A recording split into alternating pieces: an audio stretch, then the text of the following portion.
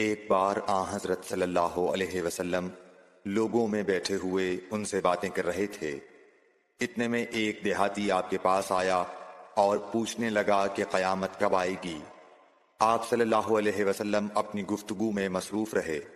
बाज़ लोग जो मजलिस में थे कहने लगे, आप सल्लल्लाहु अलैहि वसल्लम ने देहाती की बात सुनी लेकिन पसंद नहीं की। और बाज़ कहने लगे कि नहीं, बल्कि आपने उसकी बात सुनी ही नहीं।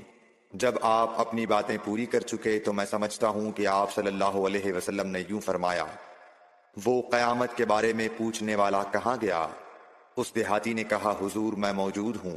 आपने फरमाया कि जब अमानत ईमानदारी दुनिया से उठ जाए तो क़यामत कायम होने का इंतज़ार कर। उसने कहा, ईमानदारी उठने का क्या मतलब है?